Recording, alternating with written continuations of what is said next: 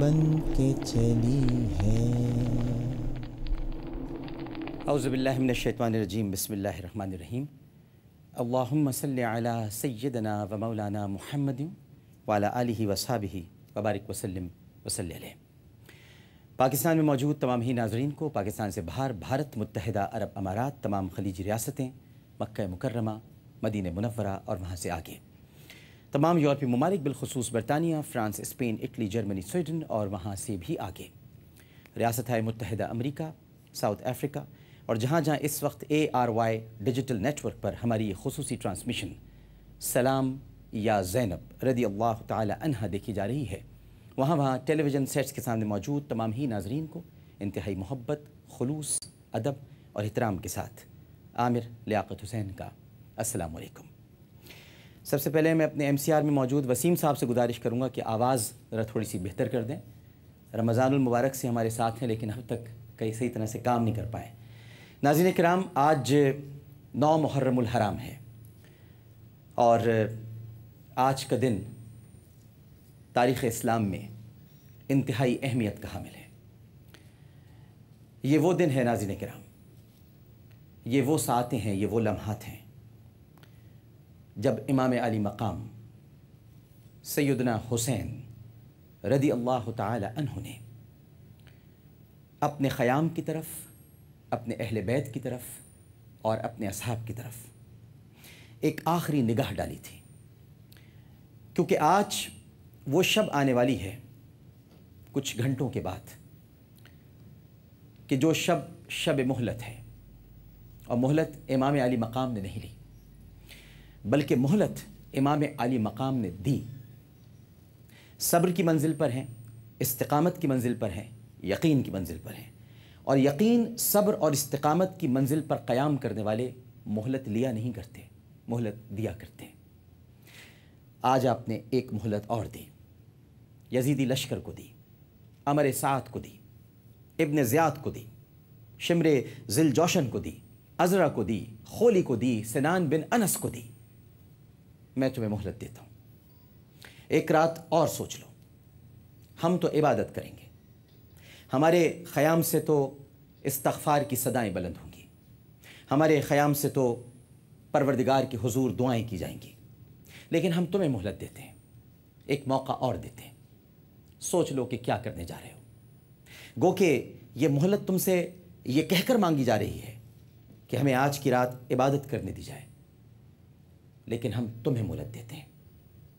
اور اس مہلت کا اثر ہوا ناظرین کرام، اور اس مہلت کا یہ اثر ہوا کہ یزیدی لشکر سے ایک ایسا شخص جس نے محسوس کیا کہ وہ جنت اور جہنم کے درمیان ہے، وہ آج ہی کے دن، آج ہی کی شب سے پہلے دوڑتا ہوا امام علی مقام کے قدموں میں آ پہنچا اور کہا، یا امام رضی اللہ تعالی عنہ، میں نے آپ کو بہت دکھ دیے، میں نے آپ کا راستہ روکا، لیکن آپ نے جو اس وقت نہر فرات کے محافظ تھے، اور نہر فرات آج بھی آپ کے حکم کی منتظر ہے، لیکن اس وقت بھی آپ کے حکم کی منتظر تھی۔ آپ نے مجھے، میرے سواروں کو، میرے لشکر کو پانی پلایا، سیراب کیا، لیکن ہم بدبخت، ہم کم نصیب، ہم ناہنجار، جو کہ محتاج ہیں، مطلوب ہیں، اور ہمارا مطلوب و مقصود یہ ہے کہ نبی کریم صلی اللہ علیہ وآلہ وسلم ہمیں یوم نجات، روز محشر، جام کوثر کے 2 گھونٹ پلائیں گے۔ ہم نے ساقی کوثر کے نواسے کو پیاسا چھوڑ دیا۔ میں آیا ہوں امام علی مقام آپ کے پاس معافی مانگنے، میں آیا ہوں امام علی مقام آپ کے پاس توبہ کرنے۔ آپ اللہ کے حضور دعا کیجئے کہ وہ میری توبہ قبول کرے۔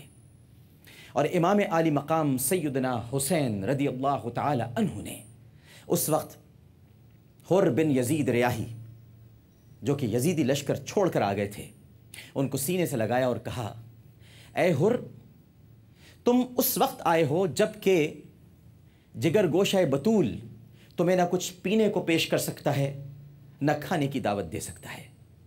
تمہیں یاد ہے نا حر کہ ہم لوگ بڑے مہمان نواز ہیں، تمہیں معلوم ہے نا کہ ہم تو فاقہ کشی کرتے ہیں، لیکن اگر ہمارے در پہ کوئی آئے تو ہم اسے جو کچھ بھی ہمارے پاس ہوتا ہے اسے دے دیتے ہیں، لیکن آج ہمارے پاس تمہیں دینے کے لیے کچھ بھی نہیں ہے۔ حر نے کہا کہ امام، آپ کے پاس دینے کے لیے مجھے بخشش ہے، آپ کے پاس دینے کے لیے مجھے معافی ہے، آپ کے پاس دینے کے لیے غلامی ہے، اور آپ کے پاس دینے کے لیے اذن جہاد ہے۔ مجھے اذن جہاد دیجیے گا کل، تاکہ میں اس یزیدی لشکر سے ٹکرا جاؤں۔ میں نے آج حق کو پا لیا ہے۔ سیدہ زینب رضی اللہ تعالی عنہا، جو سفیر کربلا بھی ہیں، جو مریم کربلا بھی ہیں، وہ یہ ساری باتیں پردے کے پیچھے چھپ کر سن رہی تھیں۔ سید زادی ہے نا ناظرین کرام، سید زادیاں اپنے چہرے کسی کو نہیں دکھاتی۔ وہ الگ بات ہے کہ کل ان کی چادریں کھینچی جائیں گی، وہ الگ بات ہے کہ کل ان کو سر بازار رسوا کیا جائے گا، وہ الگ بات ہے، وہ الگ بات ہے کہ ان بچیوں کے چہروں پر تماچے مارے جائیں گے، وہ الگ بات ہے کہ کوفے اور شام کی گلیوں میں انہیں ننگے سر پھرایا جائے گا۔ لیکن فاطمہ کی بیٹی ہیں، فاطمۃ الزہرا ابیہا و علیہا افضل الصلاۃ والسلام، کہ جن کی وصیت تھی کہ میرا جنازہ بھی کوئی نامحرم نہ دیکھے۔ اس بیٹی نے، سیدہ زینب نے، یہ گفتگو سننے کے بعد امام عالی مقام کو آواز دی، بھیا ذرا بات تو سنیے۔ امام عالی مقام اپنے خیمے سے باہر نکل کر بیبیوں کے خیمے کی طرف بڑھے۔ بہت قریب تھا، ملے ہوئے خیمے تھے، جیسے مینا میں ہوتے ہیں۔ جو حج پر گئے ہیں انہیں معلوم ہے ایک خیمے کے برابر دوسرا خیمہ ہوتا ہے۔ مینا کا سا منظر تھا، 72 خیمے تھے۔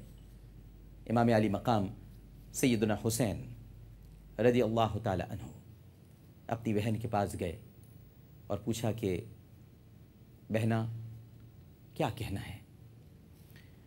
تو سیدہ زینب رضی اللہ تعالی عنہ نے کہا، بھیا حر آئے ہیں اور میں یہ روایت نہیں ٹوٹنے دینا چاہتی کہ ہمارے گھر کوئی آئے اور وہ خالی ہاتھ چلا جائے۔ حر اپنی غلطیاں قبول کر کے معافی مانگنے آئے ہیں، ہمیں انہیں کچھ دینا چاہیے۔ امام نے کہا، بہن کچھ بھی نہیں ہے، نہ کھانے کو کچھ ہے نہ پینے کو کچھ ہے۔ علی اصغر کو نہیں دیکھا تو نے؟ کل سے اپنی زبان باہر نکال رہا ہے، زبان کانٹے جیسی ہو گئی ہے اس کی، اور تجھے تو پتہ ہے کہ رباب کا دودھ بھی خشک ہو گیا ہے۔ تو جانتی ہے کہ شہربانو رو رہی ہیں، تجھے تو معلوم ہے میرے پاس کچھ بھی نہیں ہے بہنا، میں کیا حر کو دوں؟ 9 محرم الحرام۔ سیدہ زینب رضی اللہ تعالی عنہ نے کہا، میرے پاس ہے، آپ کی اجازت ہو تو میں دے دوں۔ امام علی مقام سیدنا حسین رضی اللہ تعالی عنہ نے کہا کہ کیا ہے زینب تیرے پاس؟ عرض کیا کہ بھیا اماں جان کا رومال ہے، فاطمۃ الزہرا ابیہا و علیہا افضل الصلاۃ والسلام، فاطمہ میرے جگر کا ٹکڑا، فاطمہ میرا خون، فاطمہ میری جان، وہ فاطمہ جس کے احترام کے لیے نبی کریم صلی اللہ علیہ وآلہ وسلم کھڑے ہو جاتے ہیں، ان کا رومال ہے میرے پاس۔ آپ کی اجازت ہو تو وہ حر کو تحفتاً دے دوں۔ امام علی مقام نے اپنی ماں کا، اپنی امی جان کا وہ رومال لیا اور حر کے پاس آ کر کہا کہ اے حر، اس کے سوا ہمارے پاس تمہیں دینے کے لیے کچھ نہیں ہے۔ اور روایات میں آتا ہے کہ صرف ایک لاشا ایسا تھا کہ جس کا سر مکمل طور پر کٹ نہ سکا، اور دیکھنے والوں نے دیکھا کہ اس لاشے کے گلے پر ایک رومال بندھا ہوا تھا، اور وہ رومال سیدہ فاطمۃ الزہرا ابیہا و علیہا افضل الصلاۃ والسلام کا تھا، اور یہ لاشا حر کا لاشا تھا۔